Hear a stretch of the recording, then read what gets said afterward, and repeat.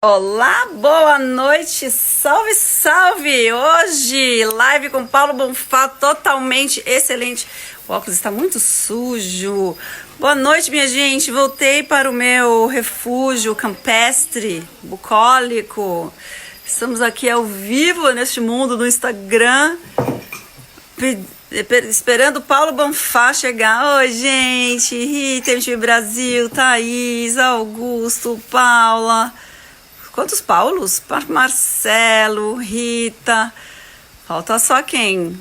Só o convidado do dia. Oi, MTV Brasil abriu. Salve, MTV Top 20. E aí, gente? Memórias. MTV Brasil Memórias. Tudo bom com vocês? Bem, estamos aqui aguardando. Pera aí. A gente tem que dar acesso. Nada tá diferente. Exato, gente. Voltei para o meu refúgio. Vou até aproveitar que vocês estão aqui. Vou pentear o cabelo. Oi, Pri, você tá aqui? Cello. Brit. Ai, que demais que tá hoje aqui, gente. O que eu tô ouvindo na quarentena? Cara, muito podcast. Tô ouvindo música também. Fico vendo as lives da Tereza Cristina. Peraí, cadê Paulo Bonfá? Não, cadê Paulo Bonfá? Paulo Bonfá, eu acho que ele... Não sei se ele entendeu. Deixa eu falar com ele aqui, gente, no zap. Um minutinho. Deixa eu ver, cadê ele? Vou falar pra ele que eu já estou aqui, que ele tem que pedir pra entrar. Tarará. Paulo, você tá aqui? Não tô achando ele. Alguém tá vendo Paulo Bonfá aqui, gente? Voltei pro sítio. Gente, o Draian, meu primo, tá aqui? Oi, Draian! Ele já tá aqui. Aonde que ele tá? Thaís, onde que ele tá? Calma, deixa eu achar. Paulo Bonfá, cadê você? Achou. Não, achou nada. Cadê? Não achei nada. Só tô vendo, vocês estão falando que ele tá, mas eu não tô vendo ele. Paulo, me dá um oi, dá um, sei lá, um salve aqui. Onde você tá? Nada, não tô. Gente, eu não tô conseguindo achar, que doideira. E agora? Ele já entrou, mas eu não tô vendo onde ele tá. Vocês estão falando que ele tá aqui, eu acredito. Sim, ele entrou faz tempo. E agora? Mas e daí? Eu não tô achando. Olha ele aí. Gente, eu tô procurando inclusive pelo símbolo dele, não tô achando. Achei! Ah, agora sim! Ah, difícil! Salve, Gente, salve! o que aconteceu que eu não estava conseguindo te achar? Ó, vou colocar, só fixar o comentário aqui. Paulo Bonfá e os 30 anos. 30 anos de MTV, hein? Meu Deus do céu. Quanto tempo passou? Eu tava lá dando tchauzinho, tava falando eu, aqui, levantei a mão, tia, eu. Não sei o que aconteceu. Fiz alguma coisa que não sei. Ai, que bom! Gente, a gente não se via há quanto tempo? Aí agora, participei do seu programa na semana passada. Você está participando da minha live, que também não deixa de ser um programa, porque afinal de contas, na quarentena, as lives estão sendo a nossa televisão, né? A gente fica... É isso que a gente faz nas quarentenas. Salve, salve, tirem os... Olha, eu vou te dizer uma coisa, na verdade. As pessoas, elas estão tendo uma overdose, né, de transmissões ao vivo, de interações. E, ao mesmo tempo, eu queria que me apresentassem quem são as felizardas, os felizardos, que durante esses cento e tantos dias... leram um monte de novos livros, reviram toda a sua coleção de DVDs antigos, aprenderam novos idiomas, estão fazendo ginástica mais do que nunca, começaram a fazer origami, técnicas de meditação, estão dormindo 12 horas por dia, porque eu não conheço essas pessoas. Elas têm que ir no Globo Repórter, sabe? Onde moram, como vivem, quem são. Quantos planos a gente fez na quarentena, né? Quando falou assim, não, vamos ficar em casa? Então tá, então agora é o momento de fazer tudo aquilo que a gente não conseguia fazer porque estava fora de casa. Só que a gente tem menos tempo. Eu não sei, como você está sentindo isso? O que você está... Bom, você eu sei que está trabalhando porque... Bom, eu estou trabalhando... no trabalho, né? Mas trabalhando mais do que nunca, na verdade, como acho que boa parte das pessoas que estão conectadas com a gente, quem já trabalha, né, ou quem tem trabalho e pode fazê-lo remotamente, porque o trabalho em casa, sem ter tido uma programação e um planejamento, ele, na verdade, se torna uma coisa caótica, né? Total. E caótico também porque, assim, desde o espaço físico que você vai ocupar, a sua ergonomia, vou ficar com dor no ombro, dor nas costas, porque eu passo o dia inteiro no computador, até conseguir fazer isso com outras pessoas na casa, com barulho, tendo que usar a sala para escrever, para almoçar e passar o aspirador de pó. Tem uma relação muito diferente com a ocupação da casa das pessoas e com o trabalho. Isso é generalizado. Eu tenho amigos fora do país que estão assim, olha, aqui no Canadá é do mesmo jeito, aqui em Portugal é do mesmo jeito.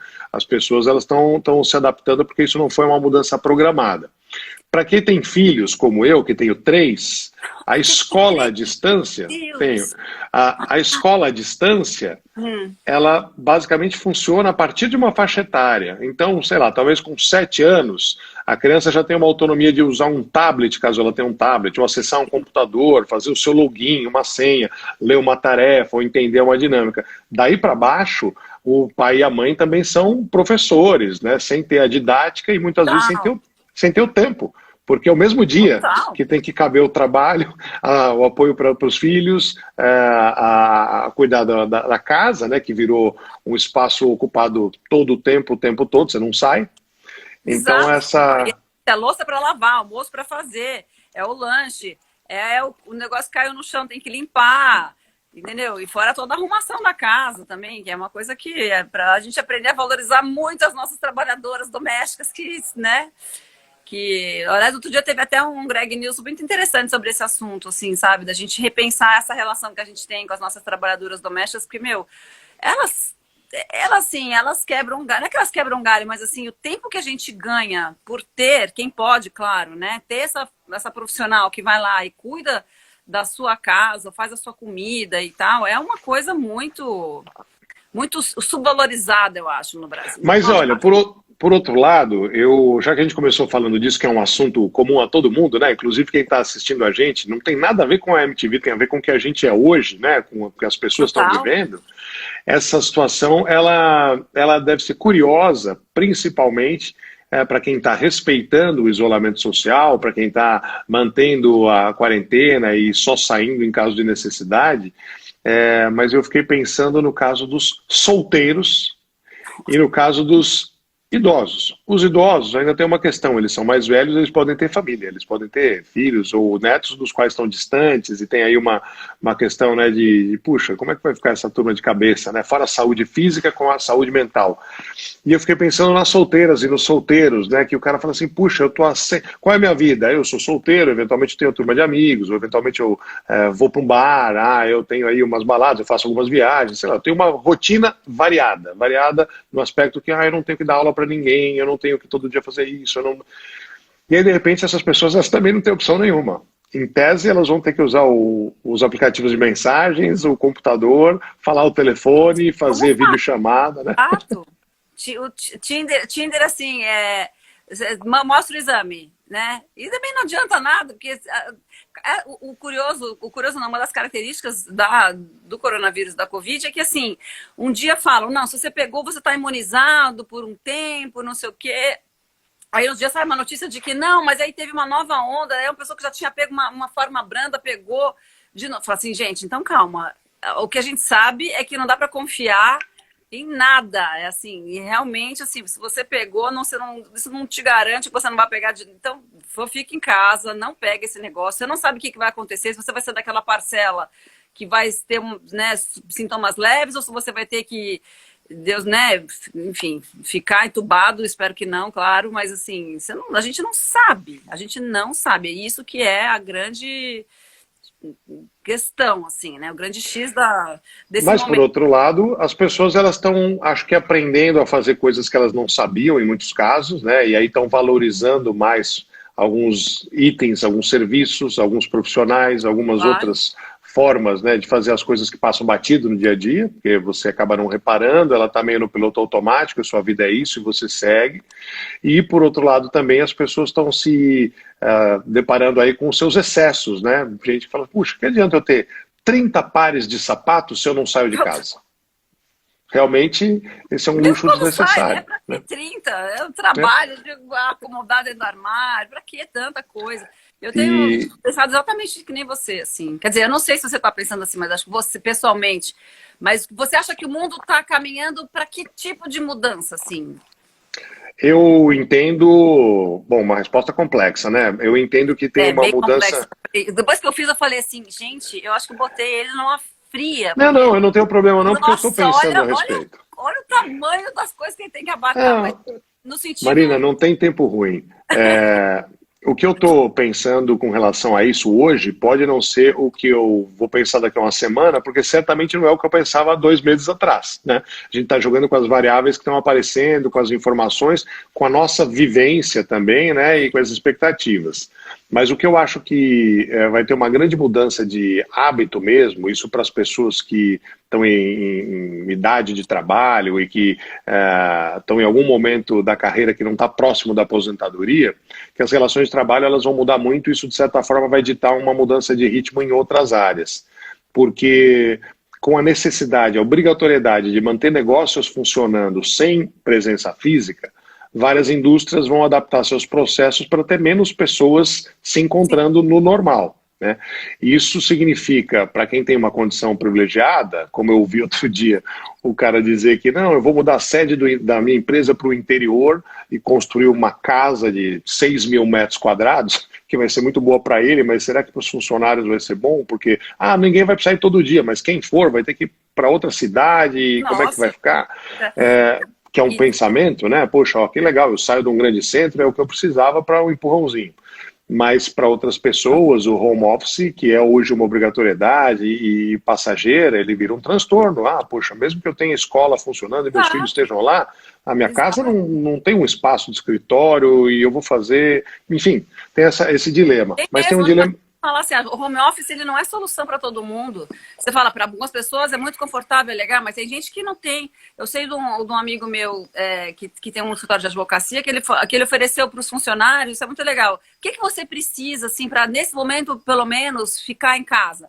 Aí tem gente que fala, eu preciso de uma cadeira, não tenho uma cadeira boa, preciso de um fone de ouvido para poder fazer reunião, preciso de um laptop, preciso de um, sei lá, de um dispositivo para que eu possa fazer reuniões. O meu é muito ruim, ou na minha casa só tem um e meu filho usa, sei lá.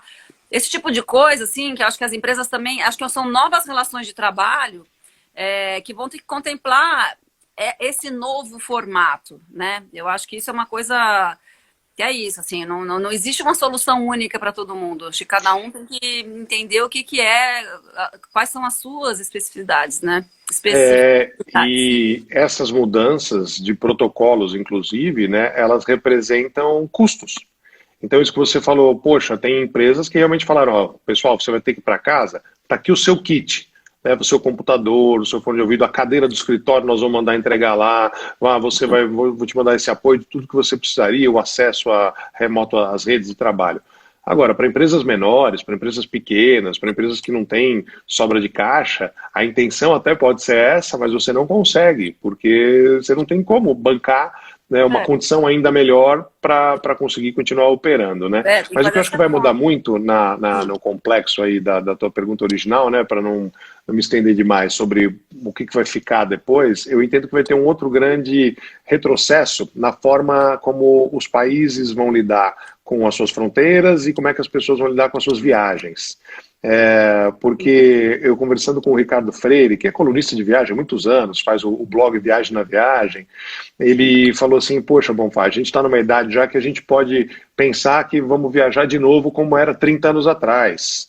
30 anos atrás, para você viajar, você tinha que carregar um papel escrito ali, essa aqui é minha passagem, você tinha que comprar ela com uma baita antecedência, você tinha que chegar no aeroporto muito tempo antes, você tinha que fazer um monte de procedimentos, o passaporte, era tudo manual, não era no computador, com a biometria, compra uma passagem agora na internet, viaja amanhã de manhã e fica uma semana em Paris, porque vai pagar R$ 50 por mês.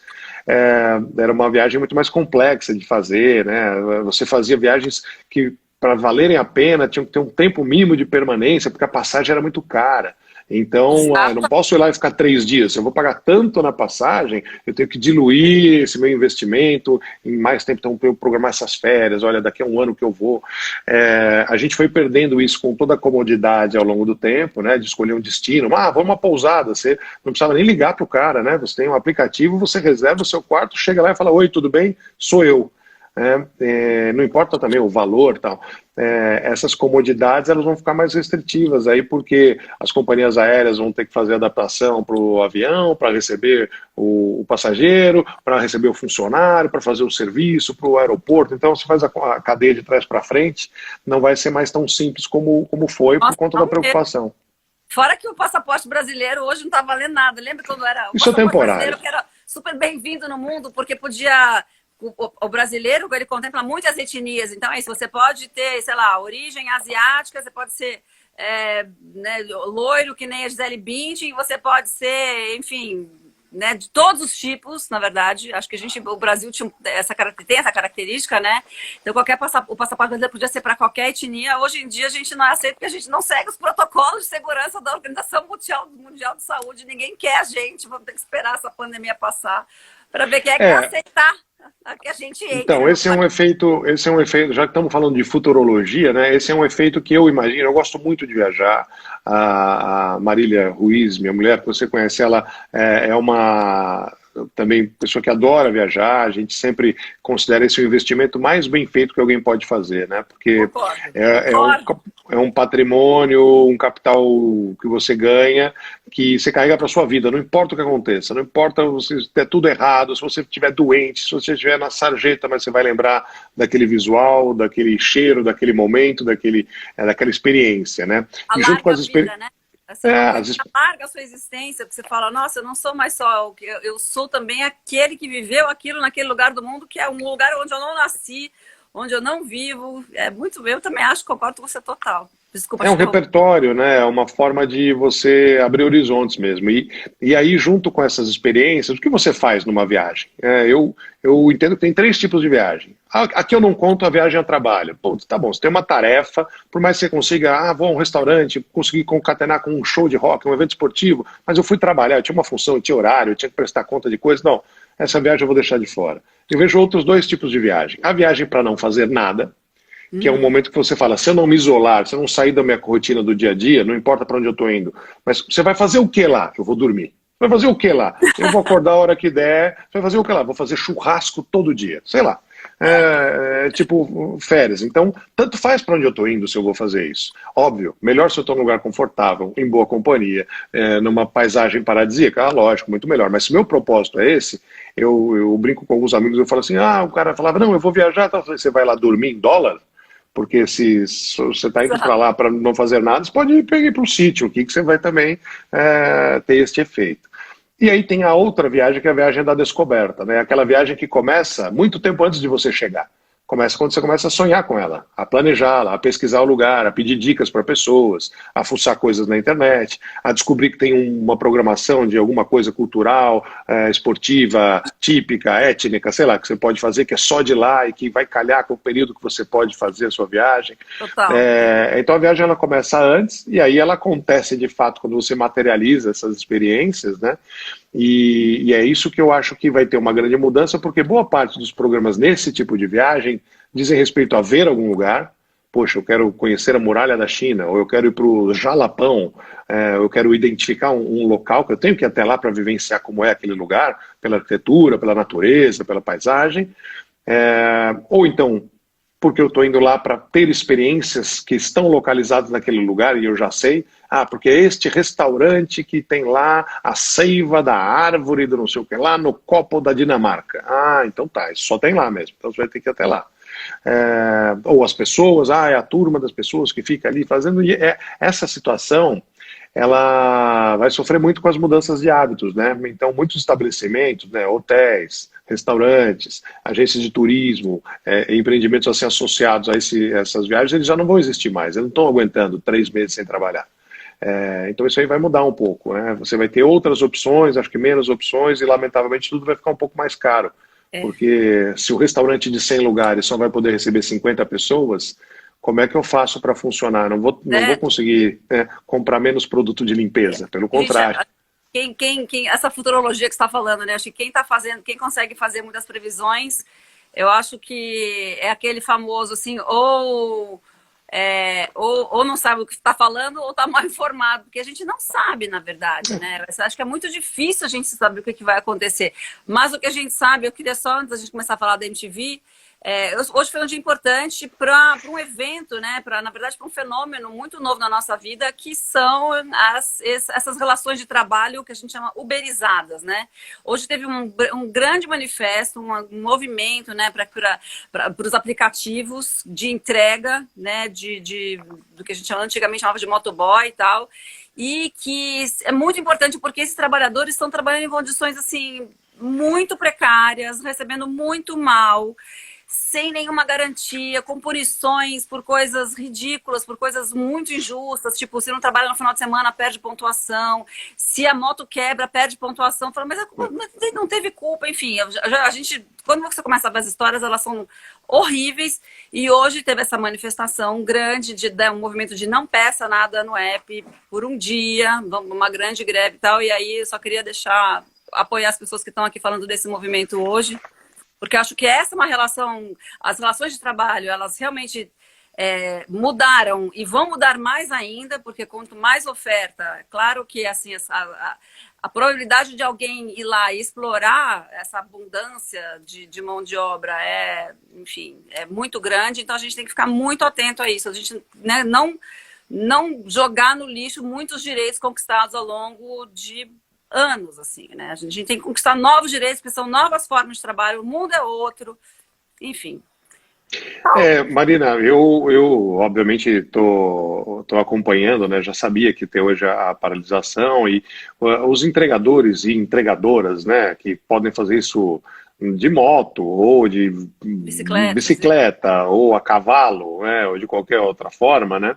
Eles estão sendo intermediários hoje de uma grande quantidade de segurança e conveniência, né? Porque é cômodo para alguém que tem a condição de pedir comida, remédio, compras, né, sem sair de casa, de certa forma remunerar alguém que está se expondo para fazer isso, para intermediar esse serviço, né? E de fato, se não houvesse essa rede instituída, e provavelmente se não houvesse a tecnologia que instituiu, vamos dizer, uma situação de mais pessoas trabalhando ou podendo aderir a esse tipo de trabalho, teria um colapso, porque você teria mais gente na rua, né? Já tem muito mais gente na rua, na minha opinião, do que deveria ser no nosso momento. Eu acho que quanto mais gente na rua, por enquanto, estica maior o tempo em que mais pessoas não podem ir para a rua. Estou falando dos idosos, estou falando de pessoas que têm comorbidades, né? Para essas pessoas, a questão não é saber quantos leitos de UTI ainda tem disponível. Para essas pessoas, é saber se elas vão estar vivas ou não ao final de algum tempo. Porque não vão sobreviver, não adianta, não é uma questão do respirador ou do remédio e do tratamento, é uma questão de respeito à vida, né? E para quem tem parentes idosos, né?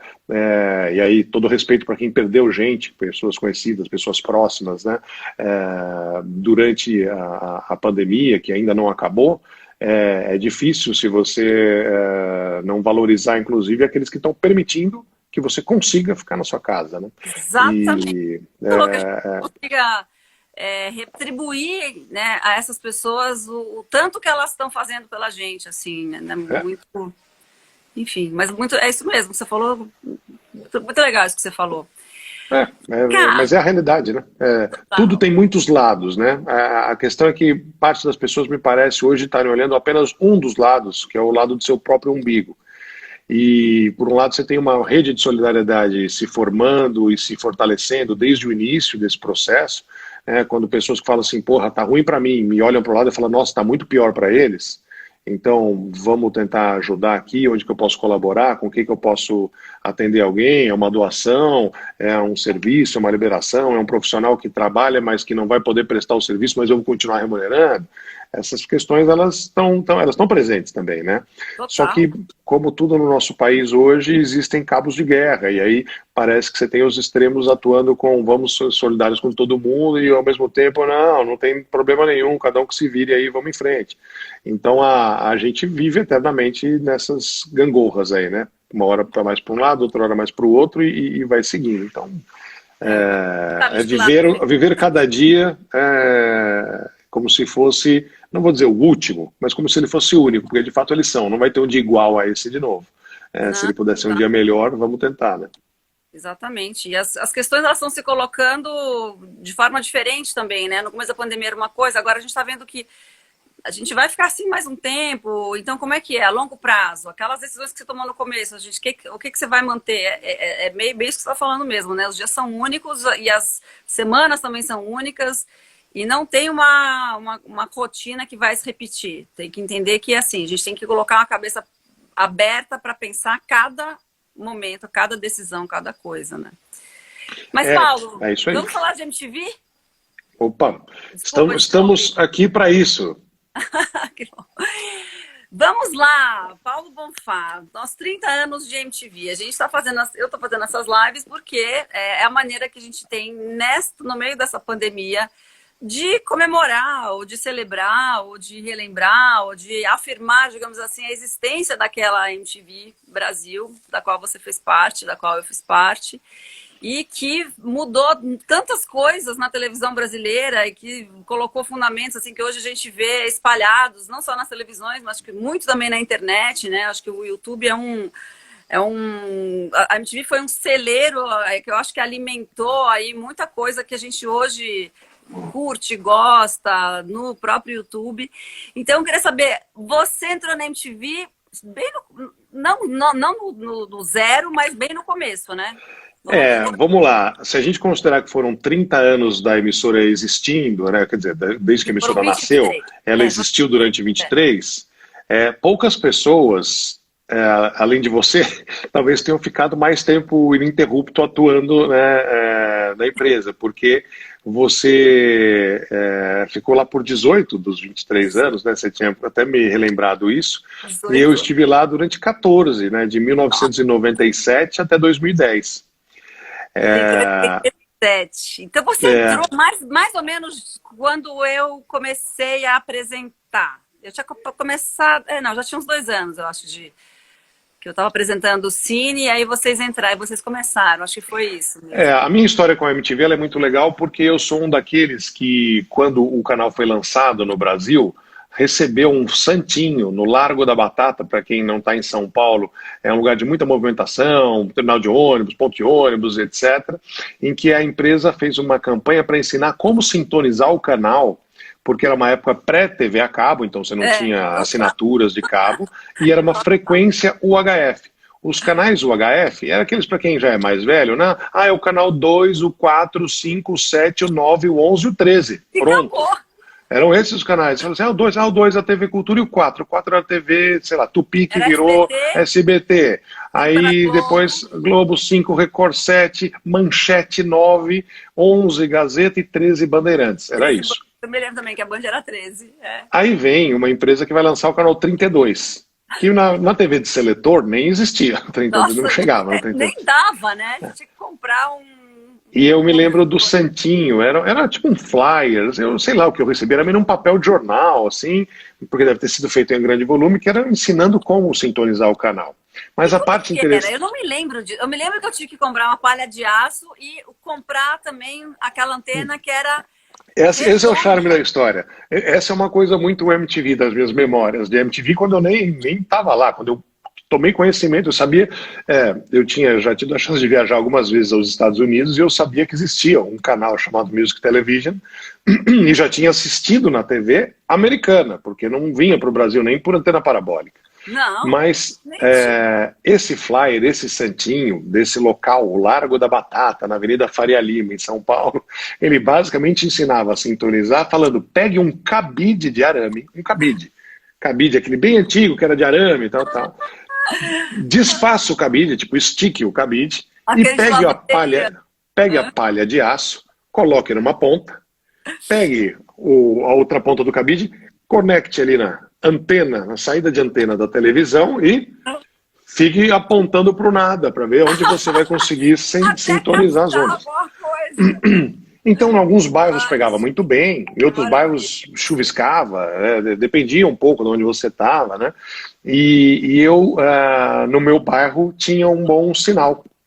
Então, desde logo de cara, eu conseguia sintonizar o 32. E se você tivesse uma TV um pouquinho mais moderna, de controle remoto com seletor, né, ela tinha uma função que ela localizava tudo que ela estava sintonizando. Então, vinham até outros canais UHF que eu, por exemplo, nem sabia que existiam, mas vieram e entraram lá. Nossa, isso estava aí desde quando? Desde sempre. E tá lá, num cemitério, porque ninguém nunca viu, ninguém nunca falou e continuou lá pro nada. Veio do nada e pro nada prosseguiu, né? Então, em 1990, eu me tornei espectador. Em 1990, eu tinha 18 anos de idade. E eu estava no meu primeiro ano de faculdade. E eu estudei administração na GV, né? A comunicação veio depois na minha vida. E eu comecei a assistir MTV a partir dessa época. E você curtia música? Você curtia? Curtia, porque você sempre assistia curti. MTV? Era uma TV jovem, você era super jovem? Não, eu assistia a MTV mais num sentido de curadoria e de exclusividade. Porque era uma época em que você não tinha internet. Então, uma das formas de você se atualizar ou ficar sabendo primeiro, as rádios, por exemplo, mandavam caras para Nova York enchendo malas de discos, e o cara voltava com a mala de discos para falar, olha, consegui comprar um exemplar do disco que saiu, a rádio vai tocar primeiro essa música. A MTV tinha um pouco essa característica para mim. Olha, é o novo clipe de não sei quem, mas era o novo clipe de uma música que eu também não conhecia a música. Então o clipe e a música eu ia conhecer juntos, porque a rádio não estava tocando a música que não tinha um videoclipe. A rádio não tinha lançado ainda a música, porque o clipe era da própria música e ia sair junto. Então tinha um pouco essa coisa de ver novidades. Esse era o mandamento da MTV, assim, a gente tem que dar para nossa audiência o que ela nem, não o que ela quer, o que ela ainda nem sabe que quer. Você gerar, primeiro você gera uma expectativa, depois você entrega um serviço, né? Poxa, eu estou criando para você, estou te apresentando aqui algo que você ainda não conhecia. Então eu tinha esse caráter como espectador, gostando de música, ver o que estava acontecendo fora, né? O que vinha chegando. E aí tinha um segundo lado que era o lado de ter contato, de poder aproveitar programas gringos que a MTV trazia, né, versões que eram os enlatados, né, para os horários, etc., que não estavam tropicalizados, então eram programas sobre, sei lá, vou falar aqui uma bobagem, heavy metal, e que era Metal Kings, sei lá. Não, era o Gás Total e o Fúria Metal. Aí depois passou a ter o Fúria Metal, versão brasileira de um programa baseado nas ideias de programas gringos que tinha. Então eu era bastante assíduo como espectador, mas sem neura, né? Porque realmente eu gostava e eu sempre gostei de rádio, sempre ouvi muito rádio. Bom, eu comecei antes da MTV fazendo programa de rádio em 1990. Eu estava na faculdade de administração e eu fazia gravações de fitas, cassete, uma coisa que os mais jovens aqui nem vão saber o que era, mas com os amigos gravando bobagens, que vieram a se tornar um programa de humor no ano seguinte. Então, em 1991, eu começo a fazer um programa na USP FM, junto com o Marco Bianchi, que durante anos depois seguiu comigo no Rock Go, e com o Felipe Xavier, que esteve comigo e com o Bianchi nos Sobrinhos do Ataíde até 1999, né? Então, assim, foram 8 anos produzindo, a gente mudou de emissora, o programa, né, mudou de características, mas foi nessa época. E nessa época eu também entrei na economia da USP, então eu fazia administração na GV pela manhã, economia à noite. Mas o rádio a gente gravava uma vez por semana. A rádio começou na USP? Na Rádio USP? Rádio USP, 93.7 FM, Não, para mim era um programa que era, sei lá, era da Rádio Cidade, não sei, da Rádio Jovem Pan, era da Rádio da Antena 1, não sei, era da maior rádio. Não, só para não confundir. Quando a gente começou, o nome nem era Sobrinhos do Ataíde no rádio, né? A gente tinha outro nome, a gente começou chamando Rádio Alegre, que não era um nome dos 10 mais. E aí, quando a gente se transfere leva o programa para 89 FM, que era a Rádio Rock, que depois voltou a ser Rádio Rock, deixou de existir e voltou a existir agora, aí a gente rebatiza lá o programa como Sobrinhos do Ataíde. Então, nessa época, eu começo a ver rádio por dentro. Na época da USP FM, não tanto, porque ela é uma rádio dentro da universidade. Então, embora tenha programas musicais, tem muitos programas cabeça. Eu lembro que tinha uma época que o nosso programa era semanal. Nosso programa ele era semanal e teve uma época que ele entrava depois de um programa chamado Austro-Afro-América-Lásia. O Austro-Afro-América-Lásia era um programa de músicas étnicas. Gente, mas o imagina... nome é maravilhoso. Porque era uma coisa que era assim, era música austral, né, do hemisfério sul, então australiana e da Oceania, junto com a África, junto com a Ásia, junto com a América, mas a América, assim, América altiplano, vamos lá falar com os índios, os descendentes dos incas que tocam flautas, ou então com a tribo. Esse era um programa de música que quase um programa de humor, porque a gente falava, quem que escuta isso? Quem são as pessoas? Porque você não conseguia, não tinha lógica entre uma coisa e outra, era quase que uma coisa de pesquisa, lógico, uma outra finalidade. Mas aí a gente, nesta época, tá lá, e aí quando entra na 89, em 1995, aí é uma rádio comercial e aquele esquema, gravadora, banda, atendimento ao ouvinte, promoção, shows, não, é uma outra pegada, né? Peraí, tudo isso com 18 anos, peraí. Você está falando 90? Você falou 90 agora ou que eu viajei? Não, em 95. 95. Então você tem 23 anos. 23, Estou fazendo a conta certa? É muito novo mesmo. É isso aí. Muito novo. Mas a gente estreou um programa que era uma continuação de um trabalho que já existia, mas que fez muito sucesso muito rápido, né? Então a gente, na cidade, né? Viralizou antes desse termo ser cunhado na internet. É uma outra realidade, né? O rádio ele tinha um outro tipo de papel na vida das pessoas, né? E era uma potência, né? Hoje ele continua sendo relevante, mas de outras maneiras. E aí o que... Não, gente, eu lembro dos bordões até hoje.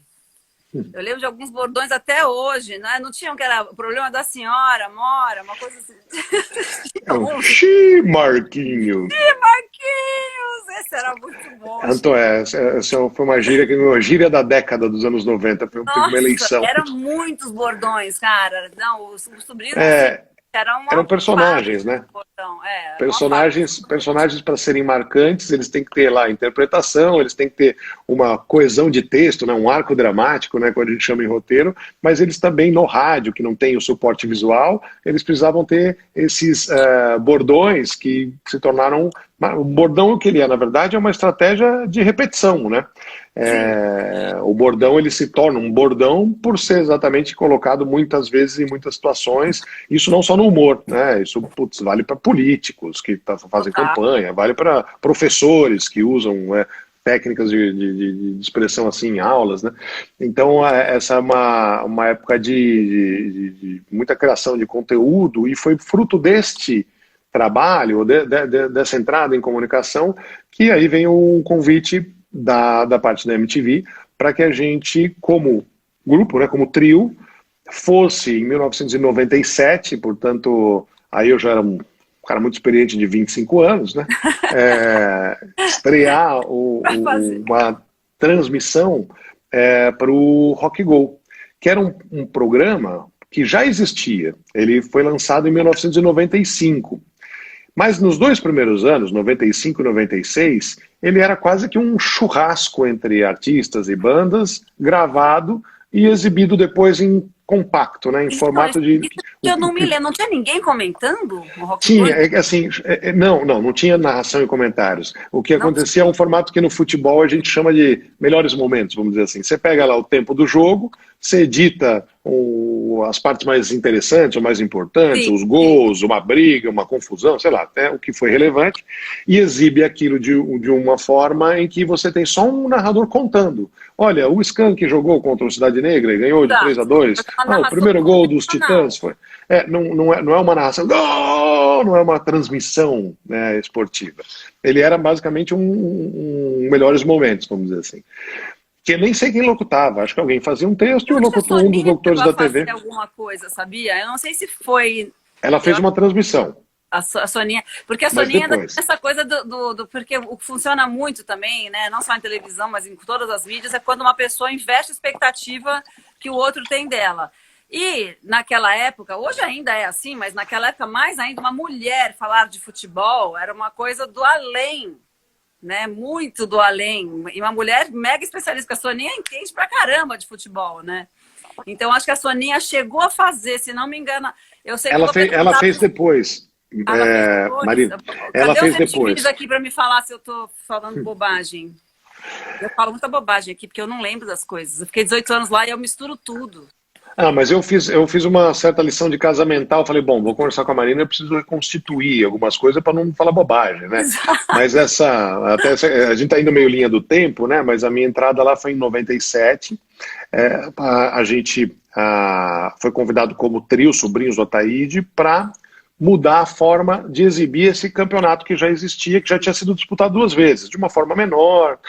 E a ideia na época, o diretor-geral do canal era o André Weisman, o Zico Góes já era o diretor de programação, e quando eles apresentaram a ideia para a gente, eu falei assim, puxa, acho muito legal, eu gosto muito de futebol, o Bianchi gostava muito de futebol, o Xavier não acompanhava futebol, mas isso também podia ser bom, porque já que ele não acompanhava, não era um assunto, mas eu falei para eles, tudo bem, tal.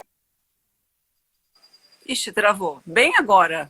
Maneira que a gente vai... Você falou, mas ó, você falou, não, peraí que deu uma travadinha. Você falou que vocês 3 poderiam fazer e... Isso, a gente poderia fazer e a minha pergunta para eles era, bom, se a gente vai fazer algo que nunca foi feito e é uma gravação ao vivo, eu falei, eu também nunca fiz, e se ficar ruim? E se for um fiasco? Aí eles falaram, se for um fiasco a gente faz o que a gente fazia antes, a gente edita, e alguém conta lá uma história falando, olha, teve esse jogo e tal. Aí, a partir desse momento, a gente começou a botar uma pilha. Olha, seria legal então se a gente pudesse ter um repórter no campo, se tivesse mais câmeras, tal, para fazer uma coisa que fosse mais parecida com uma transmissão de futebol que o público já estava acostumado a ver pela televisão tradicional, né, uma cobertura esportiva. Só que o que a gente ia mudar era o conteúdo. Então, desde 97 até 2010... a partir da edição seguinte já éramos eu narrando e o Bianchi comentando, teve uma porção de mudanças de repórteres, ano sem repórter, ano com repórter VJ, ano com repórter convidado, ano com repórter da audiência, ano com músico fazendo papel de repórter, mas o núcleo duro fomos nós dois lá, eu narrando, ele comentando até 2010, e o que foi acontecendo foi que a gente foi evoluindo, assim como evoluiu o veículo, né? A televisão mudou, assim como evoluíram as transmissões de futebol, porque novas tecnologias, inclusive, entraram. Então, vamos botar uma câmera na rede do gol, vamos colocar um microfone não sei aonde, vamos usar um drone. E aí, o público, que já tinha conhecido, já nos dava um grande respaldo, e os artistas curtiam. Então, os artistas pediam para participar, né? Os artistas pediam para... teve pessoas, como a gente sabe, que ficaram mais famosas por jogarem o campeonato Rock Go do que pela carreira musical ou destaque do seu trabalho artístico, né? Em termos de fama. Vou só mexer aqui porque eu preciso botar isso aqui para carregar e eu preciso ficar mais perto da coisa. Não estranhem, peraí. Mas essa... Vou botar esse cabo aqui, gente. Vai falando que eu tô só encaixando aqui, tô te ouvindo. Parece que você tá à beira do... Agora eu vi o telhado, porque eu falei assim, tem um breu atrás de você, tá um lugar escuro, parece que tipo, ela tá na beira do vulcão, ela vai se atirar. Exato, olha lá, tô na beira do vulcão, pronto. É que eu fico aqui fora porque assim, a gente tá numa casa com muita gente, incomoda as pessoas você ficar falando alto, né, enfim. Então, lógico. A gente conseguiu Até desafinei aqui. Mas vem cá, bom, continuando. Agora tá tudo não vai acabar. Agora eu ia só contextualizar uma lembrança. Você falou da Soninha. A Soninha, ela fez uma transmissão de Rock Go junto com o Silvio Luiz, que é um grande locutor esportivo, veteranaço, tenho o prazer de chamar de amigo e é um ídolo de quando eu era criança, primeiro cara que botou humor no futebol, na televisão, mesmo fazendo transmissões dos grandes eventos, transmitindo o futebol, o Campeonato Paulista, o Brasileiro, a Copa do Mundo. Ele tinha também seus bordões. Ele falava, olho no lance, coisas que eu, pelas barbas do profeta, coisas que eu achava muito engraçadas quando acontecia nas transmissões, né? E eu via que tinha pessoas que achavam ruim, falavam, o cara tá tirando sarro no meio do jogo, meu time tá perdendo, ele fica fazendo piada, né? E aí teve um ano, que foi em 1999, em que eu tinha um contrato de patrocínio com uma marca de cervejas, que era um contrato de exclusividade, e esta marca era concorrente de um patrocinador. Aí, desculpa, acho que foi 98, eu não sei, acho que ou 98 ou 99, tá mais para 98. E até a última hora, eu lembro do diretor comercial da MTV falar assim, Paulo, mas vocês vão, né? Você não vai deixar de fazer o programa, tal, tal. E eu lembro de falar assim, Guilherme, eu não vou. Eu tenho um contrato muito importante e não só porque ele era vantajoso financeiramente, mas porque era um contrato de longo prazo, com uma empresa que estava investindo. E eu falo assim, eu vou respeitar essa relação, eu não vou, tipo, porque é legal, vai ser muito legal, vamos fazer.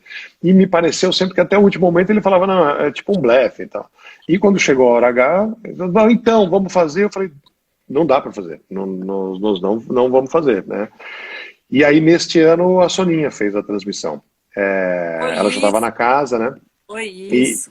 Aí, o que aconteceu? A gente convenceu o meu patrocinador a comprar a cota de patrocínio da MTV. Assim, eles se tornariam patrocinadores também do Rock Go, entendeu? Aí, mas aí foi pro ano seguinte só, não deu certo. Sim, aí foi em outro ano, mas aí a gente voltou a transmitir, né? Quer dizer, aí eu voltei a transmitir. E aí, em 2001, pouca gente sabe disso. Em 2001, eu por minha conta, na verdade não foi em 2001, né, mas em 99 para 2000, por minha conta eu gravei um piloto de programa.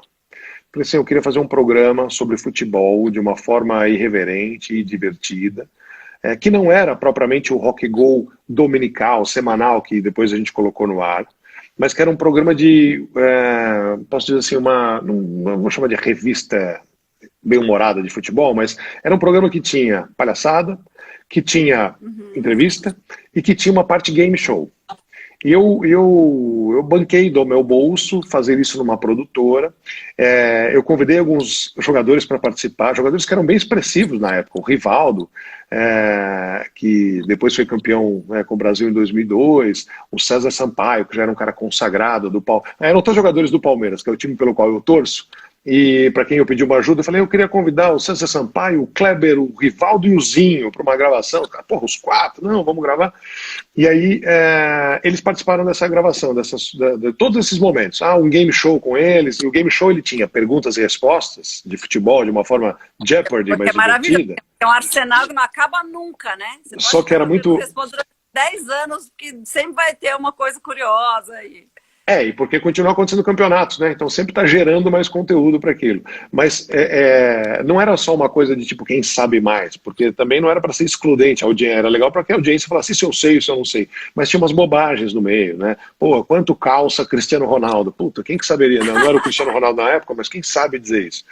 E aí tinha uma parte que era de coisas físicas, Marina. Isso é engraçado eu lembrar, porque eu aluguei um estúdio grande para produzir, e aí eu tinha várias coisas que os jogadores tinham que fazer. Então, sei lá, tinha uma tabela de basquete e o cara tinha 1 minuto para ver quantas cestas ele conseguiria fazer sem usar a única parte do corpo que o basquete usa, que é a mão, né, para arremessar. Você não pode chutar a bola na cesta, né? Sim, lógico. Mas eles tinham que fazer cesta, então ele podia fazer com a cabeça, com o ombro e tal. E aí tinha umas outras coisas de habilidades, né? Tinha algumas coisas ali que aconteciam junto. Enfim, era esse lá, o piloto chamava Bola Cheia o programa. E aí eu lembro que eu fui com a fita VHS, eu liguei para o Zico, o Góes, que era o diretor do canal, e falei, Zico, eu fiz um piloto aqui assim assado, eu queria mostrar para você antes de mostrar para outros, porque é uma coisa que eu quero fazer. Ele, pô, mas você está fazendo o Rock Go aqui e tal. Eu já tinha feito, já estava fazendo até coisas na época para a Rede TV, e eu lembro que eu fui mostrar para ele, e ele viu, olhou e falou assim, puxa... Eu não sei, eu não acho que tem lugar para falar de futebol de um jeito permanente aqui na grade de programação, né? E aí não é que eu fiquei ofendido, mas eu lembro que na hora eu fiquei meio, eu falei assim, poxa, Zico, mas a televisão fala para público jovem sobre comportamento, sobre cinema, sobre música, sobre viagens, sobre profissões, sobre esportes, e não vai falar no Brasil do principal esporte que é o futebol, né? Não, talvez assim, não, tá bom, enfim, acabou não rolando nada e eu fiquei com o piloto guardado, né? E aí em 2001, então esse é do ano 2000, em 2001 a gente continua falando porque ele começa a me perguntar sobre a Copa do Mundo. Vai ter a Copa do Mundo 2002, Japão, Coreia, como é que vai ser, como é que vai ser, como é que vai ser. E porque eu estava fazendo o campeonato, né? Mesmo sem fazer um programa semanal, eu fazia o campeonato ele era gravado numa paulada, ficava 3 meses no ar, aí eram jogos todos os dias, à noite, dava uma audiência super legal. E aí, a Copa de 2002, ela é o balão de ensaio, né, com o MTV na Copa. Eu lembro que a minha última, ele falou assim, você topa fazer? Eu falei assim, eu só topo se depois dele a gente fizer o programa semanal. Ah, não vou garantir, não posso garantir isso. Falei, então vamos combinar, se a audiência for boa, se o departamento comercial falar que tem quem pague a conta, vamos fazer. E foi muito bom, funcionou muito bem, até porque o horário da Copa era péssimo, né? A Copa do Japão e da Coreia era tudo de madrugada. Era de Então, manhãzinha, nossa, eu lembro. Muito cedo, e aí, muito cedo. não, o que a gente fazia à noite, das 11 à meia-noite, antes dos jogos começarem. Então as pessoas ainda estavam lá, puta, vou ficar acordado para ver o jogo de madrugada. Tá. Era um jeito de segurar as pessoas ali, né? E era bem diferente do que a gente veio a fazer durante muitos anos depois, né? E eu falo a gente porque não era só eu, e nem só eu teve lá também, mas com uma equipe de pessoas, né? Você não faz nada sozinho. Então, putz, a produção, os editores, o diretor, o coordenador, para ir azeitando a máquina, né? E é interessante que o Rock Go de domingo, que era o Rock Go semanal, ele estreia mesmo para valer em 2003. Então a Copa acontece em 2002, a gente bota no ar MTV na Copa, e aí em 2003, além dos campeonatos, a gente passa a fazer o Rock Go de domingo. Que também exatamente. Começa a ir muito bem. E aí ele começa a crescer. Então ele começou, eu acho que ele estreou, a gente tinha um contrato que era assim, olha, vamos fazer o contrato de janeiro a agosto. Vamos com um contrato de 6 meses para ver como é que vai. Aí eu falava, pô, só que eu falava assim, beleza, tudo bem, tal, vamos fazer. Mas o campeonato não vai ter acabado no meio do... Tipo, em agosto o campeonato não acabou. A gente vai fazer o quê? A gente vai dizer, olha, talvez não fique até o campeão, né? Mas porque era um receio, né? Tinha um receio ali de como é que vai ser isso? A gente era o único programa ao vivo num final de semana. Na MTV, na sexta-feira, alguém fechava a porta, na segunda-feira alguém abria. Nada era ao vivo sábado e domingo. Exatamente. Então, a nossa existência era um transtorno para a TV. Porque, putz, e no domingo, quem vai ser a equipe? Qual vai ser a hora extra? Como é que abre o camarim? Quem que vai ver o figurino? Quem mandou o Paulo Bonfá inventar esse programa domingo? Era um transtorno mesmo, né? Nossa Senhora. Mas e então E a gente estreia em 2003 e aí o que foi acontecendo foi que, bom, o tempo, ele começou... Aí ele começou a fazer sucesso. Não, vamos até o final do ano. Não, vamos fazer o ano que vem de novo. Legal. Olha, no outro ano, vamos fazer ele com 1h30 de duração. Aí no ano seguinte, vamos fazer ele com 2 horas de duração, porque foram entrando muitos patrocinadores. Tá indo bem? Tem que ter intervalo pra gente botar os patrocinadores no meio. Era bem isso, né? Às vezes era assim, não, mas espera um pouquinho, você quer que eu dobre o tamanho do programa com a mesma equipe? Não dá, a gente precisa de mais braço, mais gente, precisamos de mais estrutura, mais horários de ilha de edição para poder editar, mais equipes de cinegrafista para poder ir pra rua para gravar. Pô, nós temos um cara que o cara vai sair pro jogo de futebol, é quarta-noite. Esse cara não vai estar na TV na quinta-feira às 10 da manhã. Precisa ter mais uma pessoa na equipe, vai ter que ter turnos, enfim. Você começa a pensar, como qualquer empresa, teria que pensar, né, nos seus departamentos, no seu funcionamento para o conteúdo ir para o ar, né, no domingo de um jeito legal. E aí, então, de 2003 a? 2010. Foram mais 8 anos. Aqueles 6 meses duraram, então, hein? Foi engraçado, né? Duraram e renderam, né? Porque a gente fez muita coisa legal. Ficou 6 meses no ar? Não ficou 6 meses, não. Ficou 7 anos. Na verdade, são 8 contando 2003, né? 8 anos. Mas aí foi muito legal porque também, apesar de já ter, por exemplo, trabalhado na Copa do Mundo de 98, para a TV, a Copa do Mundo de 1998, eu fiz pela 89 FM, a Rádio Rock de São Paulo, e pela TV Cultura. A gente fez um contrato, sei lá, começou um mês antes da Copa e durante a Copa, né, para criar uma atração lá na TV Cultura. A partir de 2002, eu fiz a Copa de 2002, a de 2006 e a de 2010 pela MTV. Né? E a MTV nunca tinha ido para uma Copa do Mundo. Então, a nossa primeira Copa na Alemanha em 2006, em 2002 a gente não foi, né? A gente fez no estúdio. E a primeira Copa em loco em 2006, ela foi uma aventura, foi um devaneio, vamos dizer assim, porque era uma equipe super enxuta, só fui eu, a gente tinha que gerar programas diários de lá. E como é que você fazia? Não, não, só fui. O Bianchi não foi, ele Ah, o não Bianchi não foi. participou da Ah, não, Copa. você tinha câmeras, enfim, você tinha uma equipe lá, como é que faz? Tinha. Então, mas era uma equipe assim, era um câmera, um editor, um produtor e um editor, um produtor, um diretor e um cinegrafista. Bom, a gente estava lá em total 5 pessoas, 6 pessoas. 5, na verdade. E aí, nós ficamos na Alemanha, acho que 56 dias, Nossa, em que só depois de 3 semanas a gente fez 3 refeições no mesmo dia. Porque era uma pauleira tão grande, uma correria tão grande, que ou você nossa. almoçava e jantava, ou você tomava café e jantava, ou Você tinha você que escolher. tomava café e almoçava. Ó, Não dava. hoje você Porque tomou café hoje da estava na manhã, então estrada, assim, não vai ter almoço, tá? Você ou tem que estava escolher. gravando, ou estava na estrada, e aí já podemos. Tirem as crianças da sala! Foi uma equipe que ficou muito unida, que são caras que você conheceu, que eu gosto muito. O Cacá Marcondes era o Sim, diretor do programa. O Maurício Terra era o nosso produtor executivo ali, o Félix era o cinegrafista, e aí a gente teve lá um editor que era um freelancer e tal. Mas esse time chegou a um ponto que eu falei com eles, falei assim, galera, nós estamos juntos aqui. Já vimos que assim vai ser roubada, porque a gente vai trabalhar muito. Ou você A gente briga muito ou você une pra sempre, né, a turma? não vai ser roubada no Imagina um aspecto que as perrengue pessoas. desse. Porque as pessoas falam, nossa, olha, você vai para a Copa, nossa, vocês vão ficar 2 meses na Alemanha, porra, que mamata, vocês vão de classe executiva para lá, porra, que mamata. Mas o ponto é que a gente tinha tanta produção e a gente se impôs fazer coisas que a gente achava muito legais, mas que com a nossa estrutura passavam raspando, assim, pertinho de não dar certo, sempre estava pertinho de não dar certo, sabe? Ou porque não ia dar horário, ou porque não ia fazer não sei o quê. E a gente queria mandar conteúdo todos os dias. Aí não dava, a gente não tinha satélite, a MTV não tinha um satélite. Nossa, como é que Então, manda? Porque fazer é fácil o negócio, como é que você envia o negócio para chegar e era lá? uma época em que você não tinha, manda o arquivo pela internet, pega o WeTransfer, o Dropbox, não era assim. Era 2006, o ano que o YouTube foi lançado. E como que vocês mandavam de fita mesmo?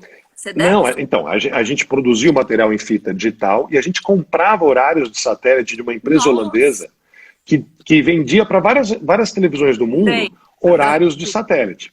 O que é o horário de satélite, né? Para a pessoa entender. Basicamente o cara tem um caminhão num lugar com umas mega antenas e ele tem tipo um taxímetro, assim.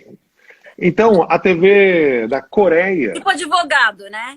Você entrou lá, sentou, o cafezinho já está pagando o horário. Então era assim, nós compramos, era o seguinte, nós montamos uma logística e assim, a gente comprou minutos de satélite desse cara, que tinham que fechar a conexão com a MTV em São Paulo, com a antena de São Paulo, para transferir o conteúdo. E aquilo eram os programas que iam para o ar, ou a parte dos programas que iria para o ar, produzida já na Alemanha. A gente deixou coisas pré-produzidas no Brasil. Legal, tá bom. E aí esse roteiro era assim, nós temos 15 minutos de satélite às 9h30 da noite em Düsseldorf amanhã. Então, porra, qualquer coisa que a gente estiver fazendo, às 9h15, nós temos que estar em Düsseldorf, no endereço do cara, 5 minutos antes para dar uma fita, entregar uma mídia física para um cara, para onde ele ia mandar aquilo. E se você atrasasse, o cara ia falar assim, olha, já foi 5 minutos dos seus 10, só vou transmitir 10 minutos. Nossa. Então, era um exercício de, porra, mas...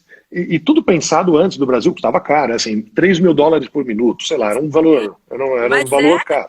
Exatamente, é caríssimo. Então, assim, porra, tem 15 minutos, são os 15 minutos, né? E a gente circulou, sim, foi uma grande aventura, mas o ponto de união da equipe foi quando eu falei, pessoal, é o seguinte, a gente aqui está no mesmo barco, a gente aqui vai trabalhar muito, a gente aqui está fazendo uma coisa que poucas pessoas têm a chance de fazer. A gente tinha um plano ambicioso, eu me impus lá uma meta que era assim, eu quero ser a pessoa que mais jogos vai assistir no estádio.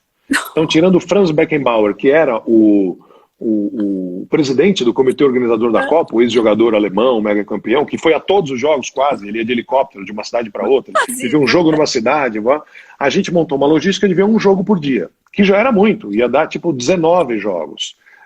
Da Copa do Mundo, né? A Copa tem 64, sendo que vários são no mesmo horário e vários são em cidades muito distantes.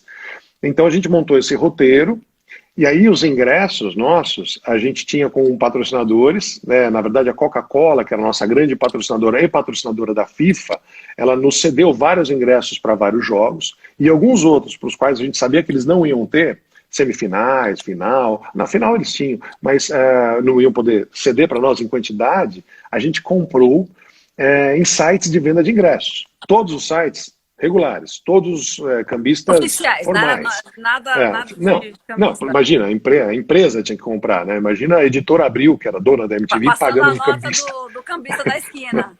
Não, É que o mano me vendeu ali, mas por baixo do pano, não deu, não vai dar para declarar, não tenho nota. Aí eu pergunto para o nosso, então, produtor, né, cabeça de produção da MTV, que era o Adilson Toquito, eu falo, Adilson, mas os ingressos fora, quais ingressos a gente vai viajar com eles na mão e quais ingressos a gente vai pegar lá na Alemanha?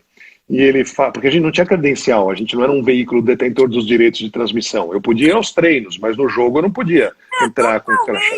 Tipo, nossa. A gente tinha um ingresso de torcedor. Ele clandestino quase. Aí, ele falou assim, bom, não se preocupa, a gente achou uma empresa que eles vendem ingressos para shows, que a gente já usou antes para fazer outras coisas, shows musicais, eles também estão vendendo para a Copa da Alemanha, porque eles são lá na Alemanha, tá legal, tá bom.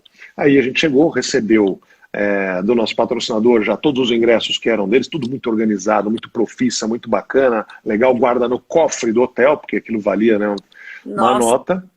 E aí vamos retirar os outros ingressos. Eu fui junto, porque eu gosto muito de vinho, e eu sabia que tinha uma loja de vinhos muito bacana em Frankfurt, e a gente estava em outra cidade e ia só passar por Frankfurt para pegar os ingressos. Então, como eram duas vans, uma van seguiu direto para outra cidade, e aí eu fui acho que foi o Cacá Marcondes, fui com ele e estava em nome dele os ingressos. Eu falei, Cacá, beleza, enquanto você está lá retirando, eu vou visitar essa loja aí, de repente eu compro uns vinhos.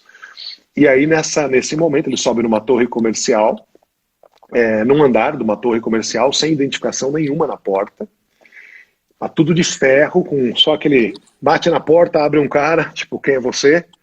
Eu vim buscar os ingressos, ok, pá, fala o seu nome, abrem a porta, e aí são caras com metralhadoras, falando meio em russo entre si, e aí tem uma outra porta. Gente, a máfia comprou da aí máfia. Abre a porta. Não era uma máfia, mas imagina o seguinte, um ingresso para uma Copa do Mundo, para uma Olimpíada, para Super Bowl, Roland Garros, para grandes eventos assim, tem ingressos tipo ouro, é tipo nióbio. Eles se esgotam, e aí como eles se esgotam, naturalmente eles já sobem de preço. Mas tem ainda, e aí sim você pode até chamar, não vou chamar de máfia para não ficar na ilegalidade, mas tem outros ingressos que são ingressos que já são caros, mas que são pessoas que ou receberam e não vão usar, e o cara fala, quer saber? Vou fazer um dinheiro por isso, é um ingresso de 1.000 euros.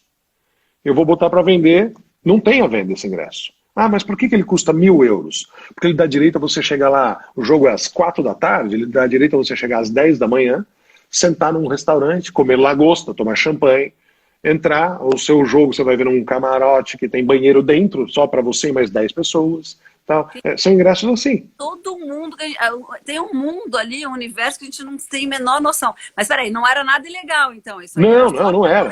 Tanto que é nota fiscal, não. Os caras tinham esse aparato porque eles tinham medo de ser roubados. Não é que eles eram os ladrões, eles tinham medo de ser roubados. Imagina se vai alguém lá e leva. Não, eu achei que você estava contando a história, eu falei, mano, aquele site oficial do Adilson Toquita descolou, era uma baita de uma máfia, um negócio mó embaixo do pano. Não, aí, na minha cabeça de cineasta roteirista já estava assim o final da história. Aí vocês entram com esses caras com metralhadora, eu não entrei. Chega a polícia, vai todo mundo preso, você vai deportado pro Brasil, nunca mais pode entrar na Alemanha. Foi assim que eu terminei a história na minha cabeça, pra ter uma ideia. Mas o que chamou a atenção do Kaká quando ele entrou, né, palavras dele, foi assim, que aí ele abre, o cara dá o nome, ele passa por uma sala, tipo uma divisória de um escritório, passa por uma sala, tem um cara com pilhas de ingressos, pilhas e pilhas. Nossa, imagina quantos milhões de dólares não tinham lá. E aí que ele olhou e falou assim, bom, ali devia ter lá, o que tem lá, 2 milhões de euros de ingressos, o que tem ali? E que esse aparato todo era da empresa contratando seguranças para ela não ser roubada, não que ela é o cara que roubou e está desviando os ingressos, vamos lá. Que era, bom, nós temos aqui um monte de dinheiro que não está no banco, né? Esses são os ingressos da Copa do Mundo. Nossa. Isso aconteceu, vou fazer um paralelo, que esse mundo do futebol eu sei que é meio fora do teu métier, mas a minha mulher é jornalista esportiva. Marília Ruiz, Você já é pensou? a mulher que É por mais isso que entende vocês de são um futebol no casal, olha que Brasil. maravilha, que sintonia. Não, mas a gente foi ano passado para a Ah, final da Copa, da Liga dos Campeões da Europa, a chamada aham. Champions League. Champions League. Ah, isso A eu sei. Champions, Eu não sou do futebol, mas a Champions League eu conheço.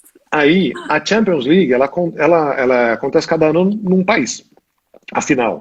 Ela é marcada com muita antecedência. Então, você compra o ingresso sem saber quem são os times que vão jogar a final. Eu comprei o ingresso em agosto de 2018 para um evento que era em junho de 2019. Certo. Muito tempo Você sabe antes. Por onde quê? é, você não sabe só quem é que vai E eu jogar. comprei porque eu falei, puxa, é Madrid, né? A gente nunca foi para Madrid juntos, vamos lá, vai ter a final e a gente programa nossas férias, a gente faz uma semana, sei lá. Bom, era o motivo da viagem. O que aconteceu?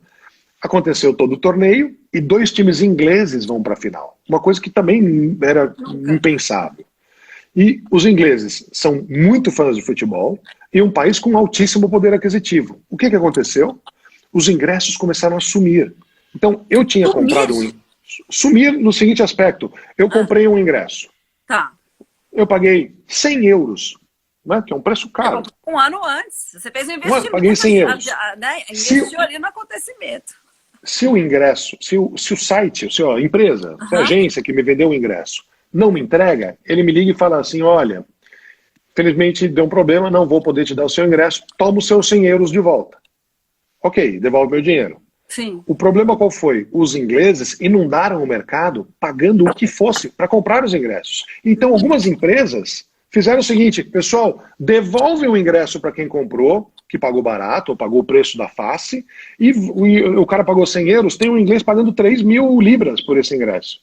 Devolve os 100 euros do cara e vende para E ele. E pronto. teve isso. Isso aconteceu, de fato. E foi Gente, um puta escândalo. é Por, sacanagem.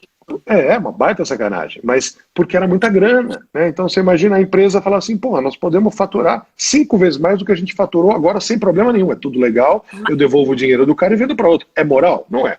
Mas também não é legal. E os caras fizeram, muitos, não todos, né, fizeram, mas não aconteceu nada com o Mas meu o ingresso. seu? Não, meu cara era muito ponta firme, é um cara brasileiro, o Fábio Silberberg, eu tinha viajado com ele e ele sofreu, ele apanhou lá porque essas coisas foram pipocando, né?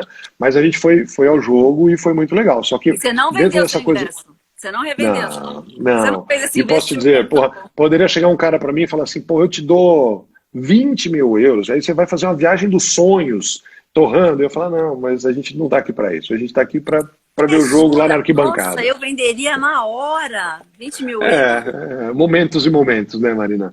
Mas Mas enfim, é que é estamos falando isso, de né? rock e Óbvio, gol, para você ter uma de rock e gol importância. falamos até de rock e gol para a Liga dos Campeões da Europa, né? Com glamour. Mas essas experiências de viagens da Copa do Mundo, Mas elas peraí, foram o muito jogo foi boas. bom? Foi ótimo. Foi um Valeu a 5 mil zero, mas euros que você foi não uma puta ganhou? festa. Hã? Valeu 5 mil euros que você não faturou? Valeu. A gente tava Não, eu tô feliz, tava brincando. Sabe curtindo, uma foi coisa que eu ótimo. sempre falo, que eu sempre penso quando essas coisas de. Porque assim, você tem essa coisa com futebol, eu tenho essa coisa com cinema, com teatro, né? Acho que pra mim tem o valor que teve essa final da Champions League pra você, por exemplo, seria ver uma peça. E aconteceu uma coisa exatamente assim comigo. Eu tava uma vez também em Nova York, numa oportunidade única, tava eu e meu marido. E aí eu que tava. Era Gata em Teto de Zinco Quente, uma peça do Tennessee Williams, com a Scarlett Johansson no elenco. E obviamente não tinha mais ingresso no preço ok, num preço razoável.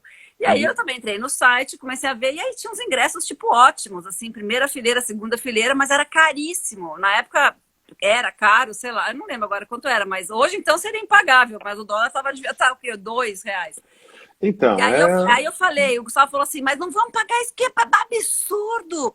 Não pago, acho um absurdo, não sei o quê. Aí eu falei, eu vou dar de presente, eu vou nos dar de presente isso. Fui lá, eu comprei os ingressos, porque o meu pensamento é o seguinte, eu vou lembrar que eu tinha $500 a mais na minha conta, ou eu vou lembrar que eu vi Gata em Teto Zinco Quente com a Scarlett Johansson. Eu vou guardar pra sempre na minha vida, eu vou lembrar isso da minha memória.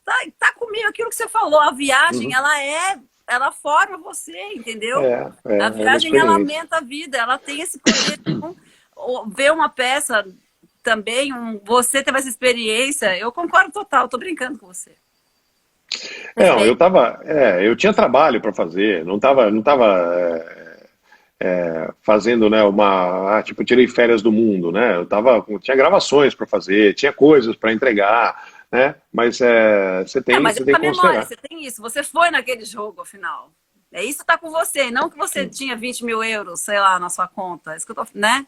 Essa É, comparação. o que acontece é que assim, eu tive a felicidade, mesmo fora da MTV, nos meus outros trabalhos, né, que foram trabalhos de comunicação, de casar muitos eventos e muitas produções, né, que eram coberturas, né, porque quando eu saí da MTV e depois eu fui para a Globo, aí eu fui fazer a Copa América, puta, 12 países, aí eu fiz as Olimpíadas de Londres, né, enfim, foram sendo outros eventos e alguns anteriores, né, que eu sempre quis casar o que você estava falando, das experiências. Puta, dá para fazer ou não dá para fazer?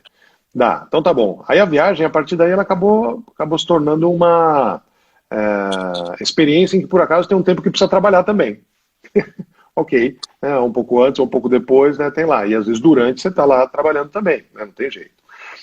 O que eu queria comentar ainda sobre a Alemanha e aquele time da MTV de produção que eu mencionei, e que são pessoas que estão cada um tocando coisas diferentes, né? Cacá Marcondes hoje é diretor do Caldeirão do Hulk, né? Do programa do Luciano Huck. O Maurício Terra é o diretor do canal Desimpedidos, é o canal do YouTube, o maior canal de futebol do mundo no Eu YouTube, não é ele que sabia toca disso. lá. Legal. Com toda a experiência MTV, né? Quer dizer, eu considero o Desimpedidos um filhote nosso lá. O Félix, que era o cinegrafista, tem uma empresa hoje, ele aluga equipamentos, ele faz produções, terceirizadas. Então, todo A mundo. gente não sabia. Olha quantas coisas. É É, bom, essas é, lives são ótimas. Eu fico sabendo das pessoas onde estão, o que estão fazendo, porque a gente e, perde e, contato. e acho que para todos eles, essa experiência, né, de jeitos diferentes, ela foi muito interessante, porque a gente ficou na Alemanha um tempão, a gente camelou, a gente comeu o pão que o diabo amassou, para usar o ditado popular, mas a gente se divertiu muito. Foi uma equipe que foi mantida também à base de cerveja. E aí as pessoas falam, não, mas então os caras ficaram bêbados o tempo inteiro, era isso? Não. A Alemanha tem ótimas cervejas de trigo, que às vezes a gente não podia, não dava tempo de almoçar, estava entre uma cidade e outra de van, parava num posto de gasolina, a gente é motoristas alemães, né? Ou um brasileiro que morava na Alemanha, e aí a gente parava no posto, cerveja de trigo, você tomava duas, parecia que tinha comido 2 pães franceses. Pão líquido, Pronto. não é isso? É um pão Tomou líquido. uma, tomou outra. Eu posso até, agora eu vou tomar uma. Eu cheguei num ponto que eu brincava e falava assim: pega a Weissbier, a cerveja de trigo, e abre uma cerveja para acompanhar. Porque uma parte eu estava fazendo nossa alimentação. Ok, tomei duas, eu falei, pô, eu não estou com fome mais. Vou tomar mais uma cerveja, tudo bem. Total, total. Então, e a gente se divertiu muito, a gente riu muito, a gente apanhou muito, né, essa coisa, o horário, o satélite, a gravação. A gente tinha um produtor freelancer que era super atrapalhado, então a gente falava, porra, justo este cara, né, vai ser o nosso produtor, porque ninguém conhecia ele antes. Ele é boa praça, mas a gente, enfim, teve vários acontecimentos, tudo era novidade para todo mundo ali. Então foi uma experiência, né, que podia ser traumática. Ela podia ser traumática, mas no final ela foi totalmente o oposto disso. Não, Né? A gente conseguiu isso. botar no ar coisas muito legais, a gente sobreviveu e a gente continuou amigo. Então, e continuou Exato, trabalhando porque junto. podia ou brigar para sempre ou ficar amigo para sempre. Vocês ficaram amigos para sempre. Agora, Paulo, me conta uma coisa. Você, a outra coisa que você fez da MTV além do Rock and Go foi que você foi um vilão de desenho animado. Desenho animado, né? A Mega Liga dos VJs Paladinos. Queria que você contasse um pouco do seu personagem. Uhum. Quando veio a ideia, essa também saiu do Cacá, né, amigão, o projeto de fazer um desenho de animação na MTV com o casting da casa, eu e o Marco Bianchi, a gente não era considerado VJ, né? Às vezes a pessoa me ligava para falar assim, você como VJ da MTV, eu nem me sentia um VJ, que era o termo que era usado para os apresentadores dos programas, né? Era o outro jeito de falar apresentador. Eu também não era VJ no começo, mas era uma coisa meio estranha, VJ. E eu falava, não, mas assim, putz, eu escrevo lá o conteúdo, eu vou fazer reportagem, né? Eu vou pro campo, então ali eu tô sendo um repórter, aqui eu tô sendo um apresentador. Bom, enfim, nunca me enquadrei muito nesse negócio. Quando a gente tava tendo essa conversa, vamos fazer assim, assado, o que você acha? Eu falei, porra, eu queria falar 3 coisas sobre essa ideia. A primeira é que para o humor e para a parte bem-humorada, e certamente vai ter bem-humor, é legal que a gente possa ter um contraponto. Eu sempre gostei muito dos vilões dos desenhos animados. O Dick Vigarista, o Coiote, né? O vilão normalmente ele se dá mal, né? O vilão ele se dá mal. Porque quem se dá bem são os bonzinhos. E aí, nesse contexto, eu falei, eu gostaria de ser vilão. Aí a segunda coisa, eu falei assim, olha, eu gostaria de ser um vilão que eu pudesse dar uns palpites no texto, que pudesse ter umas expressões, uns dos meus bordões e tal, e eu queria dar algumas sugestões. Isso já foi menos negociável, porque os roteiros era uma coisa muito autoral e tal, mas tinha coisas que eu falava assim, pô, eu gostaria de estar de paletó e gravata, eu gostaria que a sede da empresa fosse um prédio, a Paulo Bompar, Ringling Brothers, Kepler Consultants. E aí a última coisa que eu sei que eu negociei com ele, que ele topou, eu falei assim, eu queria ter um gato que acha que é um cachorro, e o nome do gato vai ser Perdigueiro. Ele falou, fechado, vamos fazer. Então a gente conversou várias vezes sobre isso, né, como fazer, e o Perdigueiro era o gato que achava que era cachorro, que era porque o vilão era uma coisa meio 007, o vilão com o gato no colo, fazendo carinho no gato, né, com coisas maquiavélicas, aquelas risadas. Vamos acabar com vocês. O arquétipo do vilão, né? Era bem exacerbado, fazendo umas bobagens, né, e por um tema, qualquer tema, né, do desenho. A única coisa que eu não gostava do desenho é que o vilão não aparecia sempre. Tinha uns argumentos que era assim, o vilão falava, e o episódio 21? O episódio 21 você não tá. Eu falava, pô, eu não tô. Tinha vários que também não aparecia. Não dava, era muita gente, né? Era muito herói, era muito VJ Paladino pra coisa. Nossa, já são 8h15. Olha, pra gente terminar, eu queria que você me falasse duas coisas, tá? Uma é, qual que é o seu bordão favorito do Rock Go? Que você inventou, do seu coração, e o maior mico que você pagou no Rock Go. Um de cada vez. Bordão. Não sei, pode escolher. Qual responder primeiro? Eu gosto, o que eu mais gosto exclusivamente de Rock Go é Cleston, que é o nome de um cara. Várias pessoas lembraram do Cleston, estão desde o começo da live falando Cleston!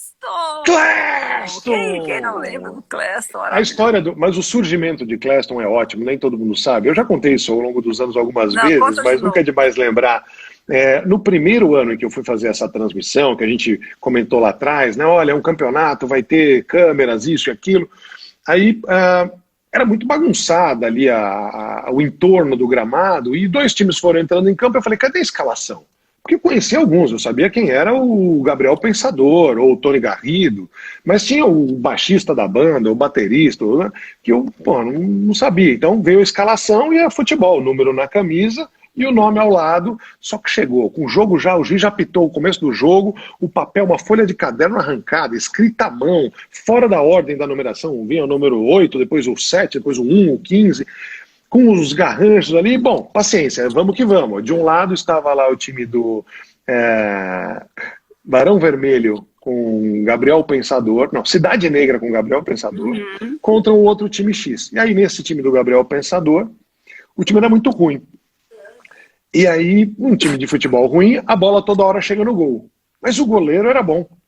Então, de repente, chuta uma bola, o goleiro pula, faz uma defesa, eu olho o nome do cara, Cleston, bela defesa, papapá. De novo vai a bola lá, ele defende Cleston. E aí o primeiro tempo inteiro ele é o nome do jogo, né, salvando o time de uma goleada. Toda a bola vinha, espalma e vai Cleston. Intervalo, vem um produtor, humildemente, com a sua mochilinha, Paulo, tudo bem? Sou fulano da produção, tá, oi, tudo bem? Não conhecia ele. Então sabe o que é o seguinte, o nome do goleiro não é Cleston. Eu falei assim, pô, mas como não é Cleston? Tá aqui nesse papel aqui. O cara olhou e falou, desculpa a letra e tal. O nome dele é Cliedson. Aí eu falei, o nome dele é Cliedson. Bom, primeiro que é um homem sem charás, né? Porque não tem dois Cliedsons. Mas, falei, se o nome dele é Cliedson, desculpa, agora virou Cleston. Ele não pode ter um nome no primeiro tempo e outro no segundo tempo.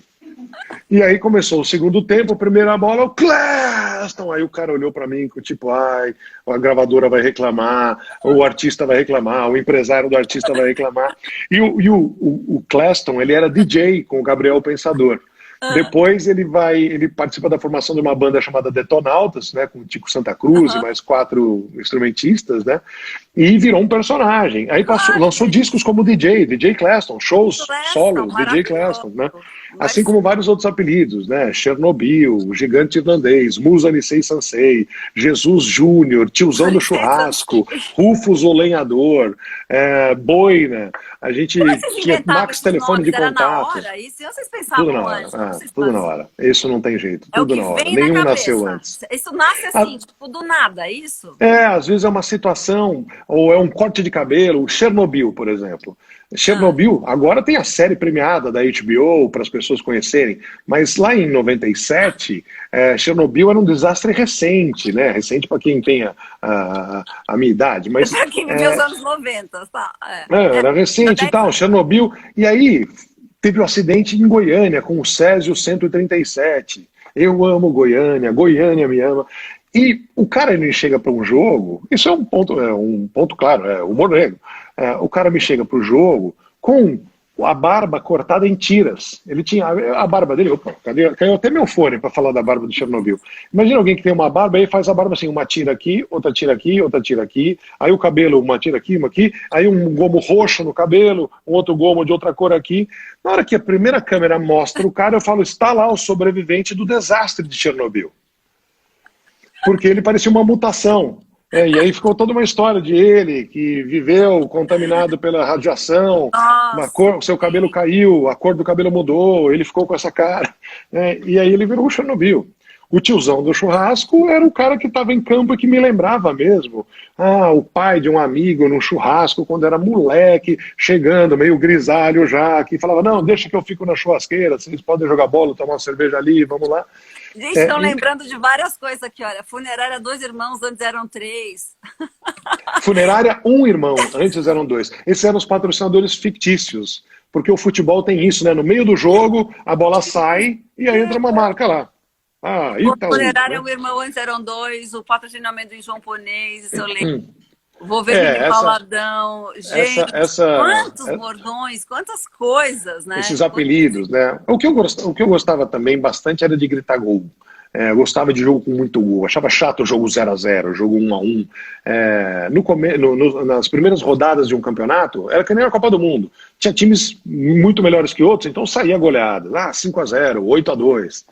E depois tinham jogos que começaram a ficar disputados, artistas levando a sério, né?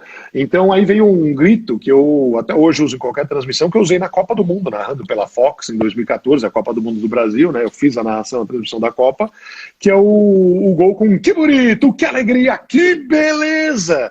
Que era uma coisa que surgiu no Rock Go. Do nada, e o cara fez um gol, só tinha gol feio, de cara fora de forma, na posição errada, e aí de repente um cara fez gol, acho que foi o Supla, que era habilidoso, fez vários dribles na perna esquerda, fez um gol, e eu mandei que bonito, que alegria, que beleza! Isso virou um bordão de transmissão de futebol, né? Mas Max Telefone, eu preciso lembrar gente. Eu preciso lembrar do Max Telefone de Contato, porque esse apelido era pro Max da banda DMN, né, que é nem sei se eles estão agora na ativa ainda no hip hop. E aí ele jogava corintiano, gostava de falar de futebol, foi lá dar uma entrevista pra gente, e eu querendo dar uma força pro cara, era o primeiro ano, né, do hip hop jogando lá com os artistas, eu falei, legal, Max, e aproveita aí, me dá o telefone de contato para ele poder divulgar o trabalho, quem quiser contratar, saber dos shows. Era uma época, né, que nem todo mundo falava, vai no meu site, olha o meu Instagram, não existia. E aí ele vai tentar falar o nome do telefone, o número do telefone, e ele começa a se atrapalhar. Legal, Paulo, 267, não, peraí, 2766, não, 27. Aí quando ele começou a se atrapalhar, eu e o Bianco fomos provocando, dando corda. Não, mas peraí, qual é o DDD? O cara, 011 2867. Não, mas esse é celular ou é fixo? Aí ele tentava falar o número e a gente ficava só falando, mas é horário comercial? Tá bom, mas pode deixar em casa. E no final ele não conseguia lembrar, ele não conseguiu mais falar o número. Então a gente usou isso várias vezes, dá para falar, Max, quer dar o telefone de contato? E ele virou Max Telefone de Contato, porque no ano seguinte ele vem com os dreadlocks no cabelo, que pareciam fios de telefone, os antigos fios de telefone, o telefone com gancho. E aí ele ficou, né? E aí virou um personagem. Ele vinha com uma camiseta, fazia um gol, levantava o uniforme e tava lá, telefone de contato. Parecia um outdoor, me contrato, sabe? 11, tal, o número. Bom, aí a gente foi inventando história. Ó, né? as pessoas estão me lembrando do Instituto Data Foda-se. Olha isso. Cadê As informações mais criteriosas do Rock and Go sempre busquei junto ao Instituto Datafoda-se. Os matemáticos e estatísticos. Mas você perguntou de mico. Eu acho que o meu maior mico no ar foi engasgar com um amendoim japonês, que era nada mais do que um amendoim japonês, mas que a gente chamava ele de japonês. E aí eu joguei pro alto para pegar ele com a boca, sabe assim, tipo, pá. E a gente foi se aprimorando aqui, então cada vez a gente jogava ele mais alto. Tinha plateia no estúdio, a galera ficava, puta, 3 metros de altura e pau. E aí eu joguei o amendoim, estou lá, direto na minha boca, só que direto na minha boca e na minha garganta. E aí eu engasguei com o amendoim que desceu direto e comecei a... E as pessoas ao meu lado dando risada, achando que eu tava fingindo. Achando que, tipo, ele tá fingindo que engasgou e eu, tipo... Se afogando. Eu não tava conseguindo respirar. Buscar, gente. E aí eu fiquei, tipo... E todo mundo meio rindo e eu pensando, eu vou morrer ao vivo, sufocado por um amendoim. Olha que falecimento sem glamour. Olha que óbito menos, né, importante. E aí eu tô lá e lá pelas tantas, tipo, sei lá, alguém me bateu, deu uma basta, eu dei uma engasgada e tipo, meu... E ninguém se ligou, mas nenhuma pessoa, nenhum produtor, nenhum membro da plateia, nem a produção, nem quem estava lá, os convidados e tal, só uma pessoa percebeu. Porque quando eu fui ao camarim, e aí peguei meu telefone no camarim, tinha um recado da minha mãe, que estava vendo o programa falando assim, filho, você engasgou feio, né? Tá tudo bem? Só me liga depois aqui para saber. Ou seja, é o filhinho da mãe que tipo falou assim, ele engasgou, ele tá passando mal. Ele não tá fingindo. É uma história interessante de mico ao vivo. É a mãe do mundo. Gente do céu. Você engasgou, né?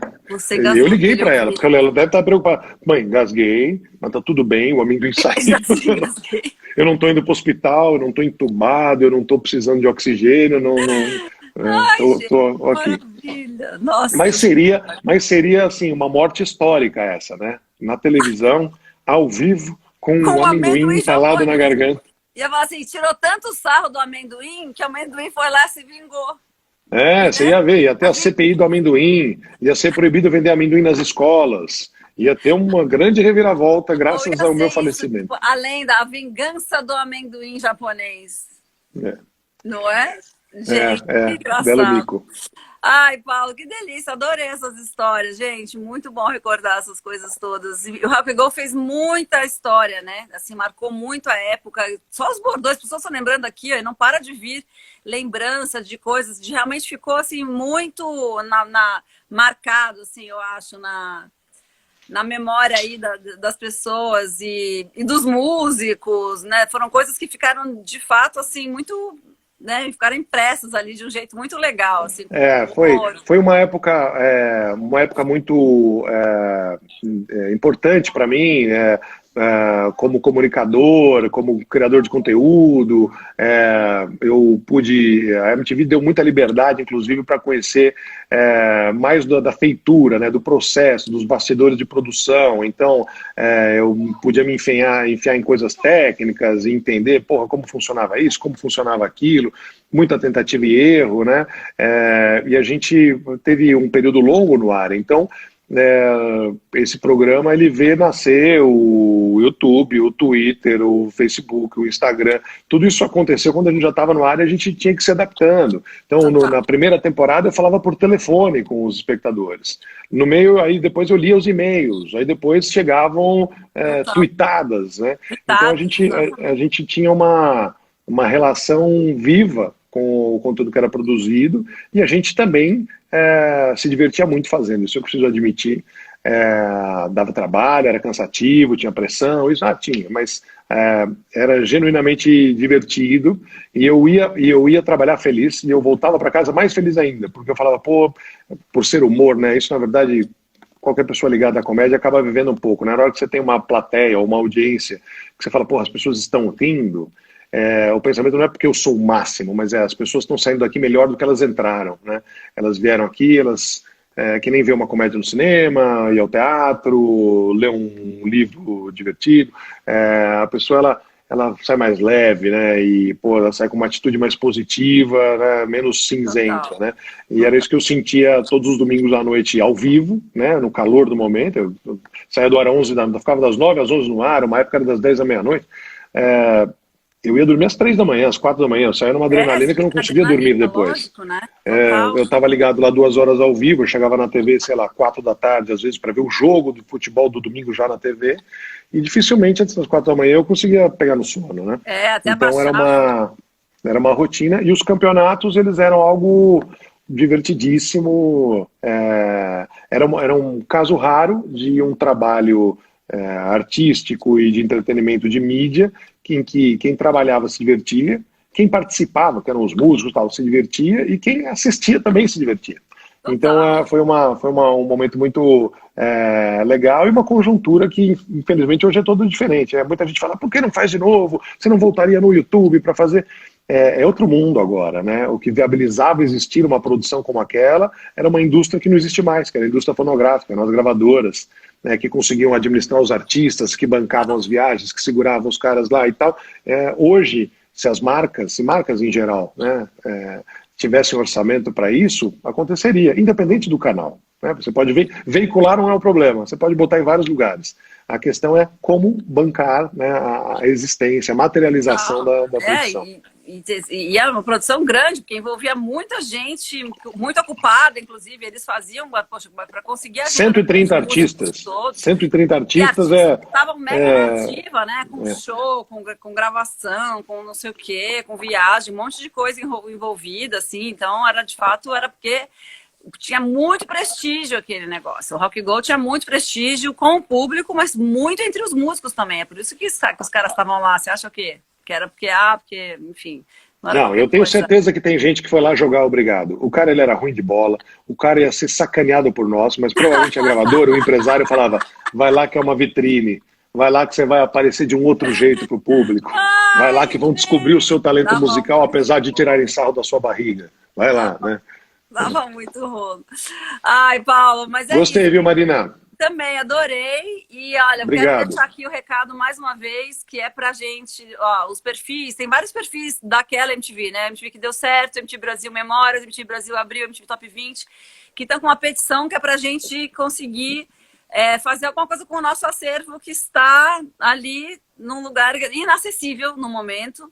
E a gente quer ter acesso a essas coisas, né? A gente, por mim, colocava tudo no YouTube, a gente ficava fazendo, ou abria um canal tipo um Viva daquela MTV, botava quanto acústico, né? São 23 anos de história, não só da nossa história, né, Paula? A gente que estava na frente das câmeras, mas dos diretores, dos redatores, dos produtores, da pessoal da técnica, dos câmeras, dos iluminadores, dos maquiadores, enfim, toda uma galera que trampou lá e deu seu sangue durante tantos anos e que não tem nada para mostrar nem para seus filhos, nem para o seu próximo empregado, nada. Então eles estão abrindo essa petição aí. Assinem. Legal. E ok, estaremos a postos. Agora e sempre. Obrigado, viu? Muito obrigada. Boa saúde para todos que nos assistiram, para todas que nos assistiram aqui também. Gostei do convite, foi bom te encontrar e conversar novamente. Espero que em breve todo mundo possa fazer isso junto, né? No mesmo espaço, no mesmo lugar. Exatamente. Por enquanto, fique em casa. E quero avisar que na sexta-feira eu vou abrir a live para quem quiser participar, vocês que vierem, quem vier, eu vou sortear, vou pegar quem está aqui e a gente vai conversar um pouco sobre MTV, vocês vão poder contar a experiência de vocês, pode me perguntar coisas, enfim, vai ser um dia de live para vocês que estão participando dessas lives de 30 anos, tá bom? Obrigada, Paulo! Valeu! Faça como seu time, não perca! Obrigado, tchau. Beijos.